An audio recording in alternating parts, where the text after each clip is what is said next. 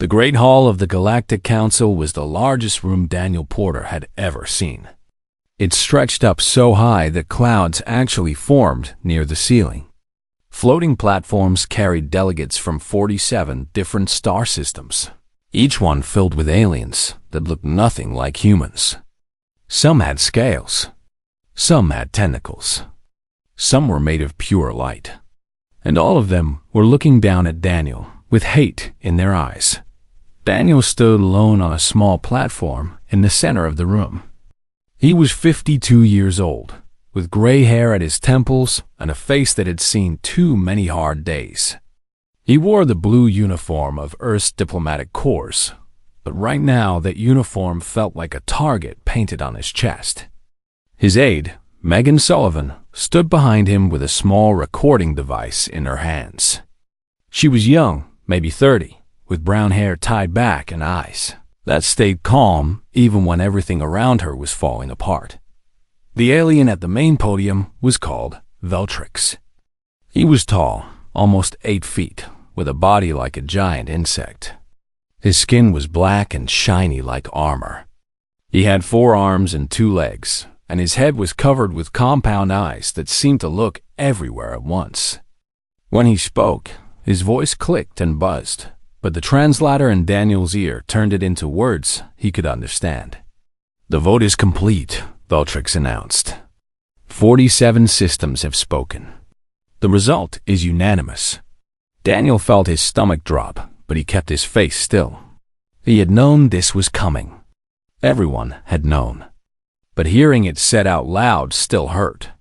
"Humanity is hereby banned from galactic civilization," Veltrix continued. "All human vessels will be confined to the Sol system.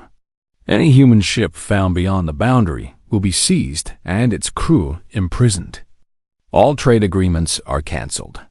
All diplomatic relations are ended. Humanity will be isolated until such time as they prove they can be trusted." The hall erupted in sounds that might have been cheers or might have been laughter. Daniel could not tell the difference. The aliens on their floating platforms waved their arms and tentacles and other body parts. They were celebrating. They were happy to see humanity locked away like dangerous animals. Daniel thought about his daughter back on Earth. She was 23 now, working as a teacher in a small town in Colorado. She had sent him a message before he left for this hearing. "Come home safe, Dad," she had written. "No matter what happens, just come home." He wondered if he would ever see her again. Veltrix raised one of his 4 arms, and the noise died down. "Does the human representative wish to speak before the verdict is recorded?" Daniel looked around the room. Thousands of alien faces stared back at him. Some looked angry. Some looked afraid. Some looked like they wanted to crush him under their feet. Just for being human. He thought about all the things he could say. He could beg for mercy. He could argue that humanity was not as bad as they believed. He could point out that humans had only been traveling among the stars for 300 years, while some of these species had been out here for millions of years. How could anyone expect humans to be perfect so quickly? But Daniel knew that none of those arguments would work. The council had made up their minds long before this vote. This whole hearing was just a show, a way to make their decision look fair and legal. So instead of begging, Daniel reached into his pocket and pulled out a small data chip. It was no bigger than his thumbnail, silver and plain. "I have a recording," Daniel said. His voice was calm and steady. "I would like to submit it to the council archives before the verdict becomes final. It concerns the incident at Outpost Sigma 7. The room went quiet. Then it erupted again, but this time the sounds were angry. Outpost Sigma 7. That was the whole reason they were here. 3 months ago, a human patrol ship had allegedly attacked a peaceful Zethran science vessel near a small research station. 32 Zethran researchers had died. The Zethrans claimed it was an unprovoked attack, proof that humans were too violent and dangerous to be allowed in civilized space. Veltrix made a clicking sound that the translator turned into laughter. You wish to show us your crimes? Very well, human. Let the galaxy see one final time why your species must be contained. One of the Zethran delegates floated forward on his platform. The Zethrans looked almost like humans, but their skin was pale blue, and they had no hair anywhere on their bodies. Their eyes were large and black, like pools of oil. This one was called Morth, and he was the chief accuser in the case against humanity. This is a waste of time, Morth said. We have already seen the evidence. Human aggression killed our people. Playing more recordings will not change that fact. Daniel looked directly at Morth. Are you afraid of what the recording might show? Morth's black eyes narrowed. I am afraid of nothing, especially not from a human. Then let me play it. Veltrix waved one of his arms. Enough. The human may play his recording. It will make no difference, but at least the archives will be complete. A screen appeared in the air above Daniel's platform, large enough for everyone in the room to see. Megan stepped forward and inserted the data chip into a slot on the platform's control panel. This recording comes from the bridge of the human patrol vessel Constellation, Daniel said. It begins approximately 2 hours before the incident at Outpost Sigma 7. I ask only that the Council watch it in full before making their final judgment. We will watch, Veltrix said, and then we will laugh at whatever excuse you try to make. The lights in the great hall dimmed. The giant screen flickered to life. And the truth that the galaxy had never seen began to play. Daniel stood very still as the recording started. Beside him, Megan put her hand on his arm for just a moment, a small gesture of support. Whatever happened next, they had done everything they could. Now it was up to the truth to save humanity. Or condemn them forever. The recording began with static, like an old television with bad signal. Then the picture cleared and showed the bridge of a human starship. It was not a big room, maybe the size of a school classroom. Control panels lined the walls, covered in blinking lights and switches. Through the main window, stars stretched out into the endless black of space. Captain Natalie Vance stood in the center of the bridge. She was 41 years old, with red hair pulled back tight and a face full of freckles. Her uniform was crisp and clean, and her eyes were the color of a summer sky. She was looking at something off-screen, and her face showed worry. Say that again, Natalie ordered. The communications officer, a young man named Samuel Ortiz, pressed a button on his console. A voice crackled through the speakers, full of fear and static. This is Outpost Sigma 7. We are under attack. Unknown vessels. They came out of nowhere. They are not answering our calls. Please, if anyone can hear this, we need help. There are children here. Families. Please. The voice cut off. The bridge was silent. First, Officer Kevin Drake stepped up beside the captain. He was a tall man with dark skin and a shaved head. His job was to give the captain information and advice, even when that advice was hard to hear. Captain, I need to tell you something, Kevin said quietly. Sigma 7 is in neutral space, but it is staffed mostly by Zethran researchers. If we go there and get involved in whatever is happening, it could cause a diplomatic problem. Natalie turned to look at him. Did you hear what he said? I heard. He said there are children there. Kevin nodded slowly. I know.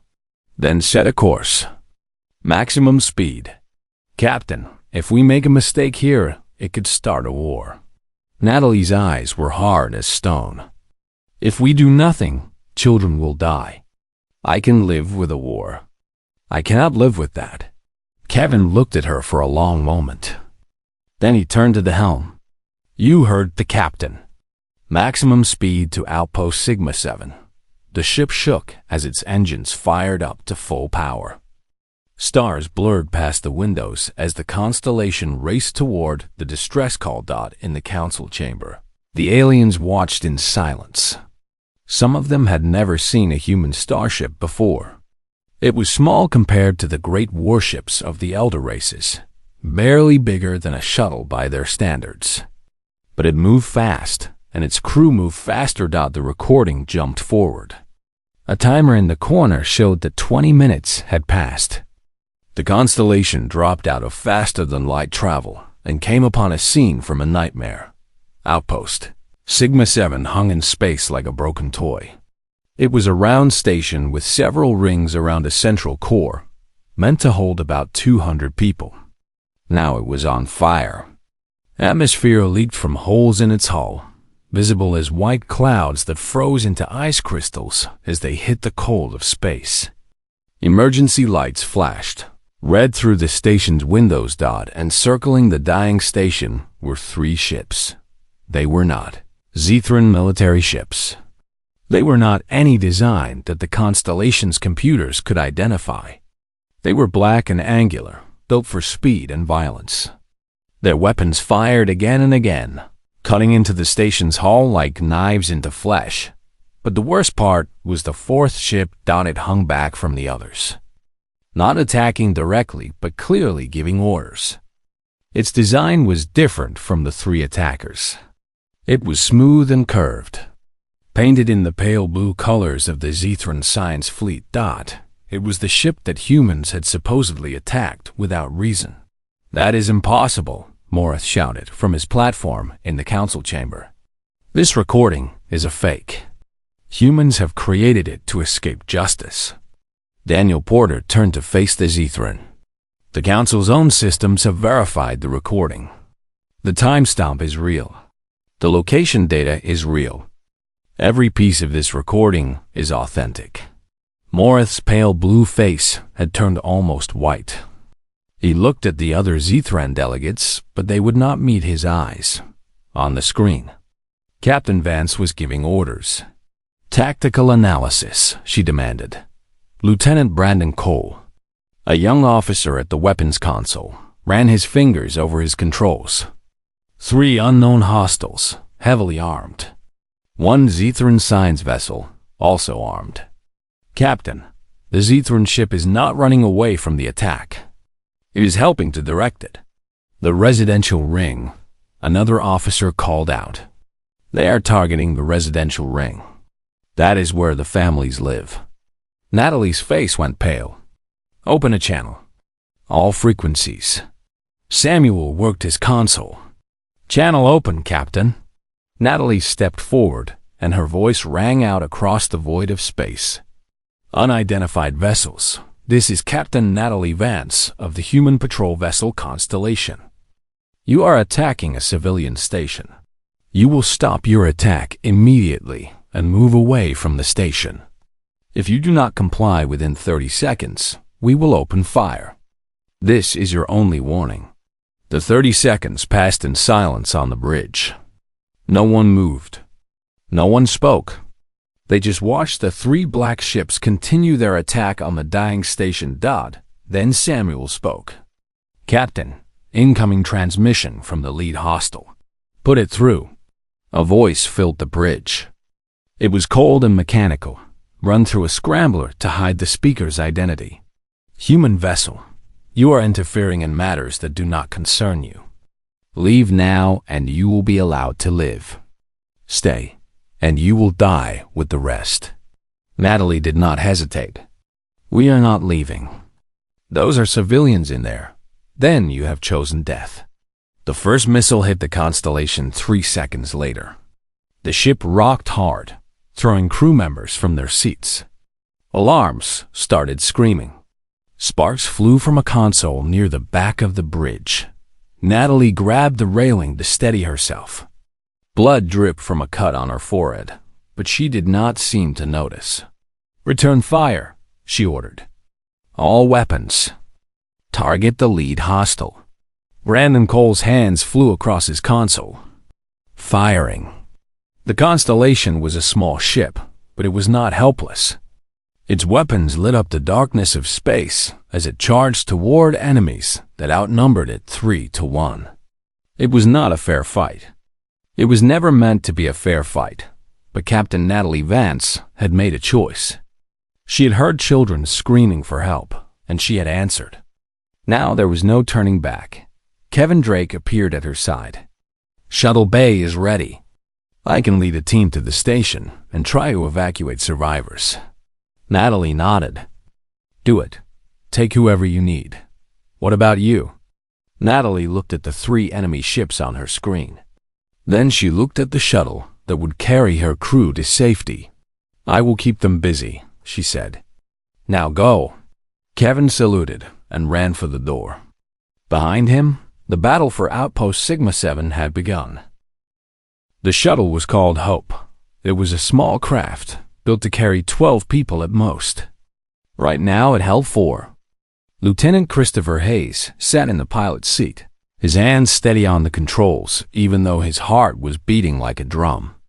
Behind him sat Sergeant Allison Park, Corporal Ryan Mendez, and Medic Grace Turner. Through the shuttle's window, they could see the constellation fighting for its life. The small human ship twisted and turned, firing its weapons at enemies that were bigger and stronger. Explosions lit up the darkness. Pieces of metal flew through space. "Eyes front, everyone," Christopher ordered. "Our job is the station. The captain has the ship." The shuttle dove toward Outpost Sigma 7. Up close, the damage was even worse than it had looked from far away. Whole sections of the station were gone, ripped apart by weapons fire. Bodies floated in the wreckage. Some wore the blue uniforms of Zethran scientists. Some were smaller. Grace Turner closed her eyes for a moment. She was the medic of the group, trained to save lives. Seeing those small bodies floating in space made her want to cry. But there was no time for tears. There were still people alive in that station, and they needed her. "There," Allison pointed. "The cargo bay on Ring 3. It looks intact. We can dock there." Christopher nodded and guided the shuttle toward the cargo bay doors. The station systems were damaged, so he had to dock manually. It was delicate work, like threading a needle while someone shook the table. But Christopher had been a pilot for 15 years. He got it done. The shuttle's airlock connected to the station with a soft click. Ryan checked his weapon, a standard military rifle that could punch through body armor. Allison did the same with her shotgun. Grace just made sure her medical kit was secure on her back. "Remember," Christopher said as he opened the airlock, "we find survivors and we get them out. That is our only goal. Do not engage enemies unless you have to." They stepped into the station. The cargo bay was dark and filled with smoke. Emergency lights flickered on and off, making everything look like a horror movie. The floor was tilted at a strange angle, telling them that the station's artificial gravity was failing. They had to move carefully to keep from falling. "Hello?" Grace called out. "Is anyone here? We are from the human ship Constellation. We are here to help." Silence. They moved deeper into the station. The hallways were narrow and filled with debris. Pipes had burst, spraying water and steam. Electrical cables hung from the ceiling, sparking dangerously. Every few seconds, the whole station shook as another weapon hit it from outside. "Contact," Ryan whispered suddenly. They all froze. Up ahead, barely visible in the smoke, a figure was moving. It was small and it was running. "Wait," Grace said. She handed her kit to Allison and stepped forward slowly, her hands raised to show she had no weapon. "Hello, we are friends. We want to help you." The figure stopped. Grace got closer, and then she could see clearly. It was a child. A Zethran child, no older than 5 or 6 by human standards. She had pale blue skin covered in dust and blood, and her large black eyes were filled with terror. "It is okay," Grace said softly. She knelt down so she was at the child's level. "My name is Grace. What is your name?" The child's translator device crackled, and then spoke in a small voice. "Telia. My name is Telia. The bad ones came. They hurt everyone. Where are the others, Telia?" Are there more people with you? Talia pointed down the hallway. The hiding room. Mother said to hide. She said to stay quiet. But then she did not come back. Grace felt her heart break, but she kept her voice calm and gentle. Can you show us where the hiding room is, Talia? We want to help everyone there. Talia nodded and took Grace's hand. Her small blue fingers wrapped around the human's palm. Trusting completely, they followed the child through the damaged corridors. The station shook harder now. Time was running out. Finally, Talia stopped at a large door marked with Zethram writing. In there, she said. The hiding room. Ryan stepped forward and tried the door. It was locked from the inside. He knocked 3 times. Hello? This is Corporal Ryan Mendez from the human vessel Constellation. We are here to evacuate you. Please open the door. For a long moment, nothing happened. Then they heard locks clicking open. The door slid aside, and they saw what was inside. It was a storage room, now filled with survivors.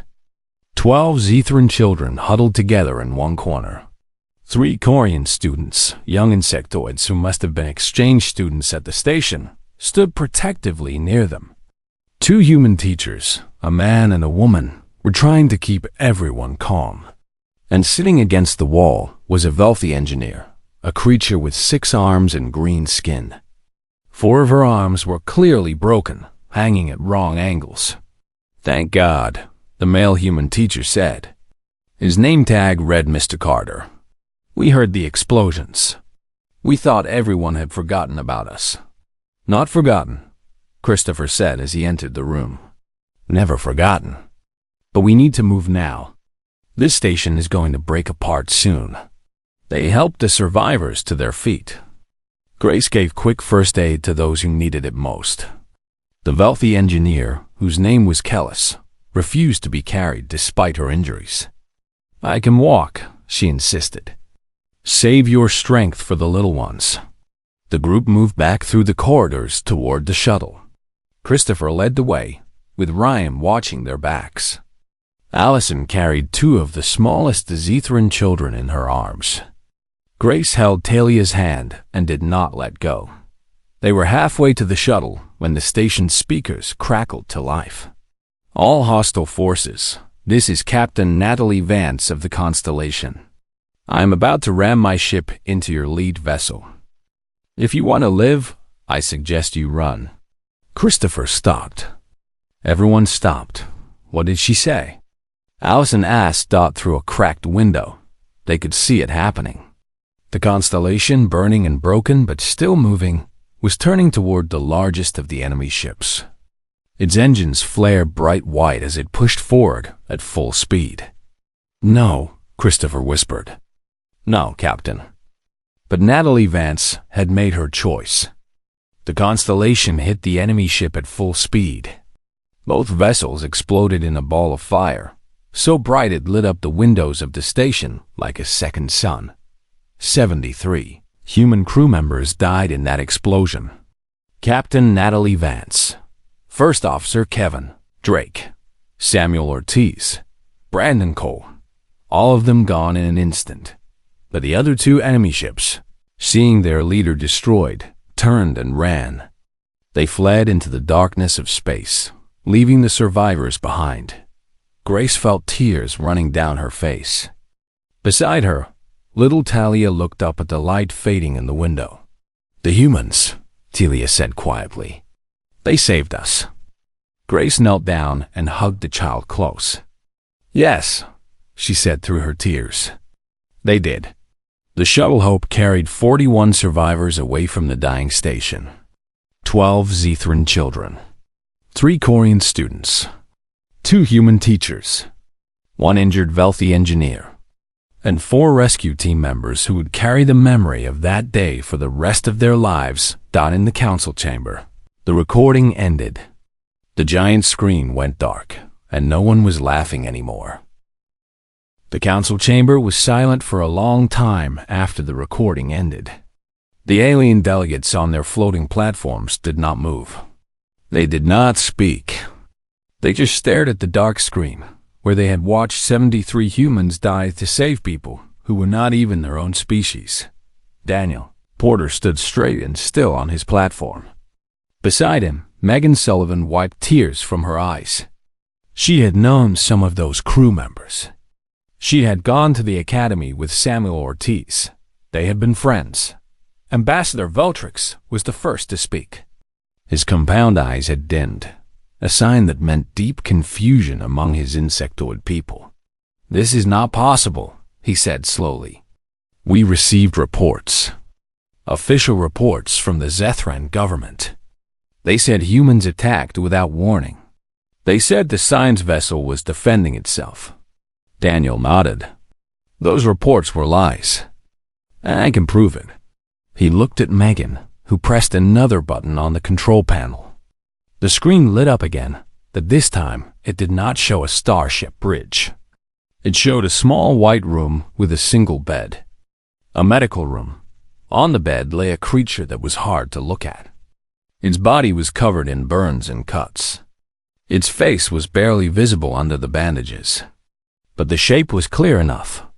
It was one of the mercenaries from the attack on Sigma 7. He had been pulled from the wreckage of one of the enemy ships that ran away. A human doctor stood beside the bed. Her voice was gentle but firm. "Can you tell us your name?" The mercenary coughed.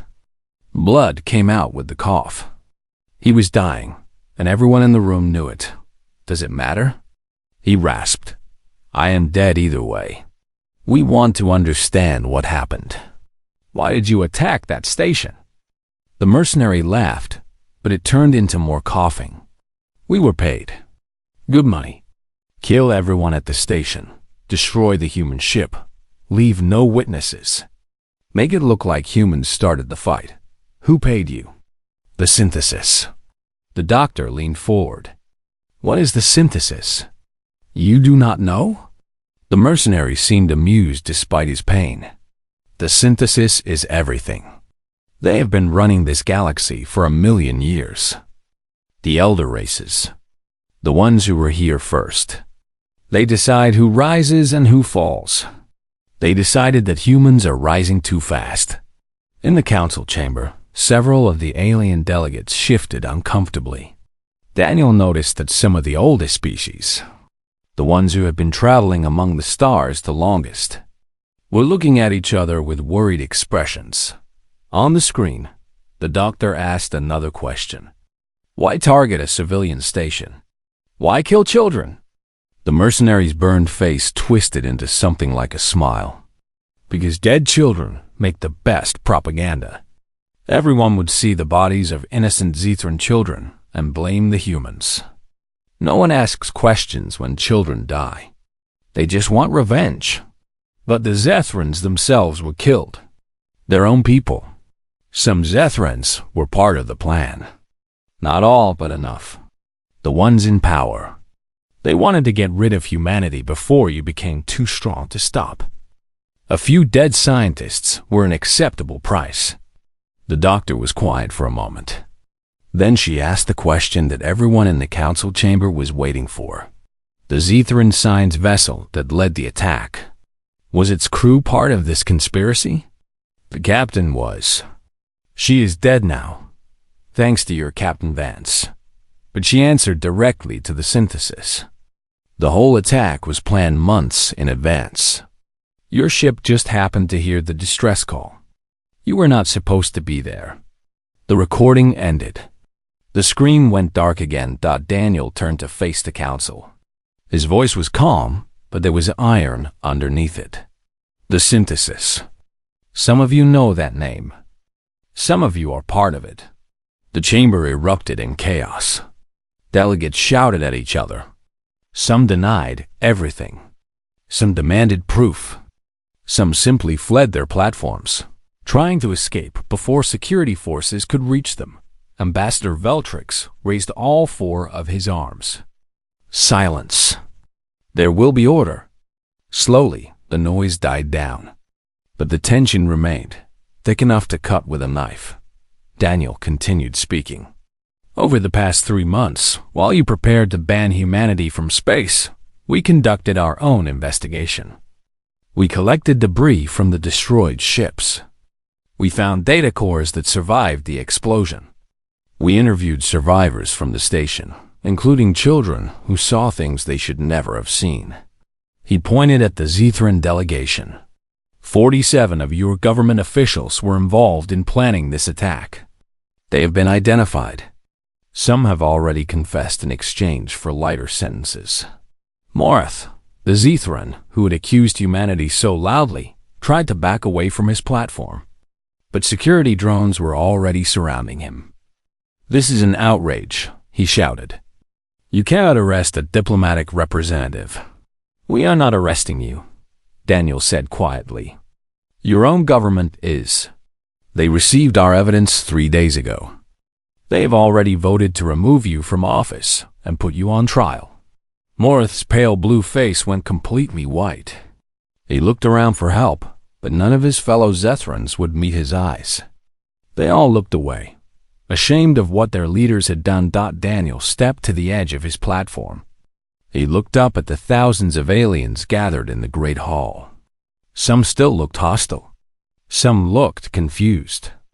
But many, he noticed, looked ashamed. "We are not the monsters you were told we are," Daniel said. His voice carried through the huge chamber, reaching every ear and every translator. "We are loud. We are stubborn. We do not always follow your rules or respect your traditions. We have made mistakes, and we will make more mistakes in the future." He paused. "But when we heard children screaming for help, we came. When we saw innocent people dying, we fought. When fighting was not enough, we gave our lives." He thought of Captain Natalie Vance. He had met her once, at a diplomatic function on Earth. She had 2 daughters who waited for her to come home. Those daughters were now orphans. 73 humans died at Sigma-7, Daniel continued. They died protecting people who were not even human. They died because they believed that every life has value, no matter what species. That is who we are. Not the barbarians in your propaganda. Just people who refuse to look away when others suffer. He reached into his pocket and pulled out a small photograph. It showed a woman with red hair and freckles, smiling at the camera with 2 little girls in her arms. Captain Vance knew she would never see her children again when she gave the order to ram the enemy ship. She knew she would die, but she also knew that if she did nothing, 41 innocent people would die instead. She made her choice. He held up the photograph so everyone could see it. This is what humanity looks like. Not violence, not aggression, just ordinary people choosing to do the right thing, even when it cost them everything. The chamber was silent. Even Veltrix had no words. Daniel lowered the photograph and put it back in his pocket, close to his heart. "You can ban us if you want. You can lock us in our system and throw away the key. But you cannot change who we are. And you cannot make us ashamed of what we did at Sigma-7. He looked directly at Veltrix. "Now, Ambassador, I believe there was a vote to be called. Perhaps you would like to reconsider." 3 days passed before the council voted again. 3 days of investigations, confessions, and revelations that shook the galaxy to its core.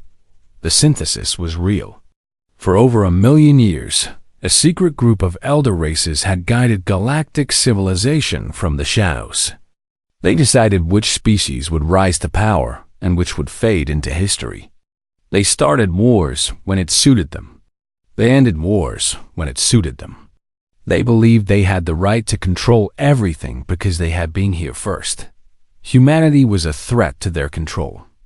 Humans spread too fast, asked too many questions, refused to follow the old rules.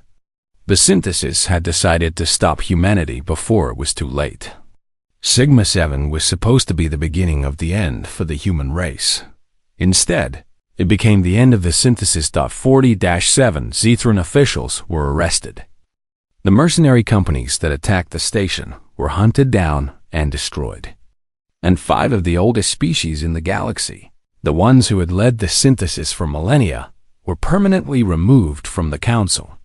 Their seats sat empty now, a reminder of what happened when power was used for evil. Daniel Porter stood on his platform in the center of the Great Hall, the same spot where he had been mocked and condemned just days before.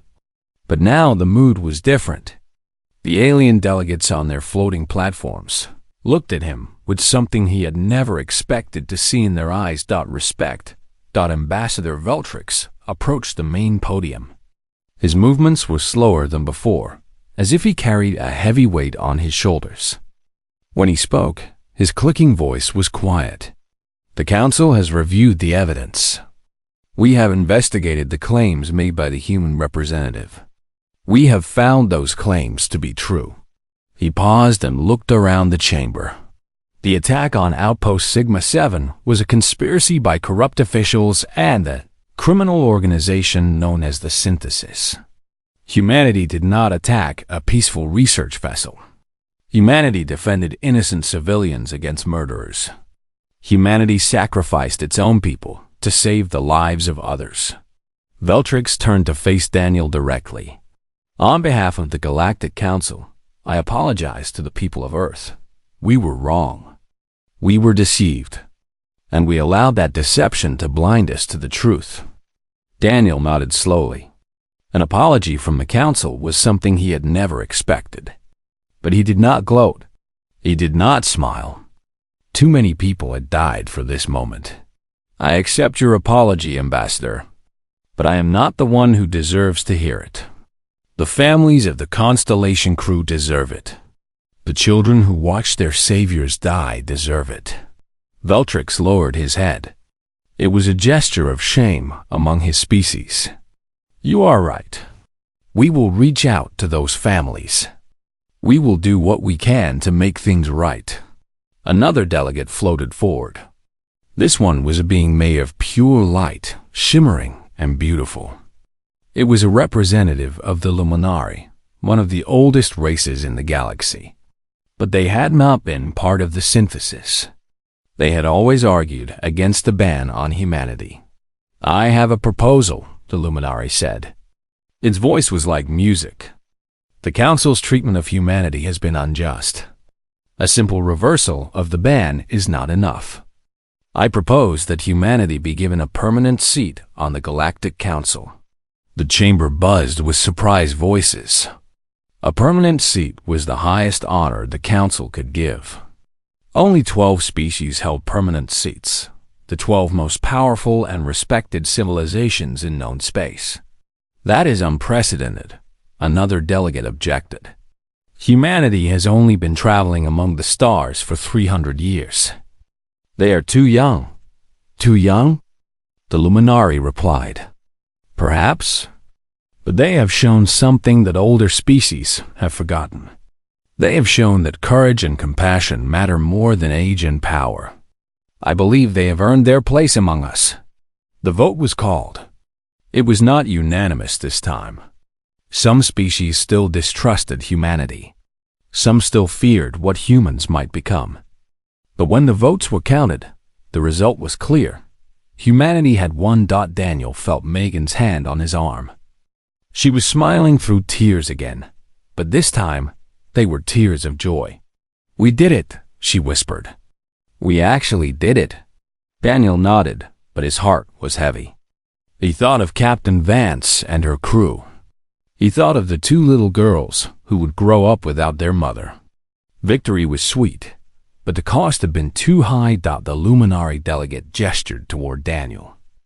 Would the human representative like to address the council? Daniel stepped forward. The great hall fell silent. Thousands of alien eyes watched him, waiting to hear what humanity had to say. We do not want your charity, Daniel began. His voice was steady and clear. We do not want special treatment because we feel sorry for ourselves. We just want a chance to prove that we are worth believing in. He looked around the room, meeting as many eyes as he could. Humanity is not perfect. We are messy and loud, and sometimes we fight when we should talk. We make mistakes. We will probably make more mistakes in the future. But we also have something inside us that cannot be measured or controlled. We call it heart. We call it spirit. We call it the stubborn refusal to give up, even when everything seems lost. He thought of the crew of the Constellation. They had faced impossible odds, and they had not run away. They had not asked for permission or waited for orders. They had simply done what needed to be done. "You laughed when you banned us," Daniel said. "You thought we were too dangerous, too unpredictable, too wild. And maybe you were right. But here's the thing about wild things. They fight for what they believe in. They protect the people they love. And they never, ever stop." He took a deep breath. Captain Natalie Vance did not know the names of the children she saved. She did not know their families or their stories. She just knew they were in trouble, and she could help. So she helped. Even though it killed her, his voice grew stronger. That is who we are. That is what humanity brings to this galaxy. Not perfect soldiers. Not obedient workers. Just people who care. People who will stand up when others sit down. People who will run toward danger when everyone else runs away. He turned to face Ambassador Veltrix one last time. "We accept this seat on the Council. We will do our best to earn your trust. But we will never apologize for who we are. We will never pretend to be something we are not. And we will never, ever stop protecting the people who cannot protect themselves." The chamber erupted in applause. Not all of them, but enough. Enough to fill the great hall with thunder. Daniel looked at the holographic display beside him, where the faces of the Constellation crew were shown. Captain Vance smiled out at him with her freckled face and red hair, her two little girls in her arms.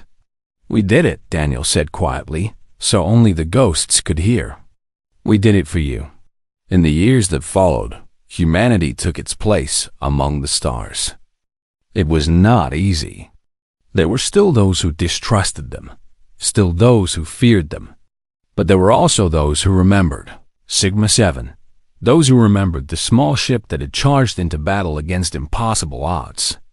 Those who remembered the 73 humans who had given everything to save strangers. And across the galaxy, young species who had been taught to fear the humans began to look at them differently. Not as monsters, not as threats, but as proof that courage and compassion could exist anywhere in any species. At any time. Because if creatures that wild, that stubborn, that fiercely loving could find their place among the stars, then maybe there was room for everyone. And somewhere in the endless darkness of space, the spirit of the Constellation sailed on, watching over the galaxy it had died to protect. Its crew was never forgotten. Its sacrifice was never wasted. And humanity, for all its faults and failures, and finally found its home among the stars. The end.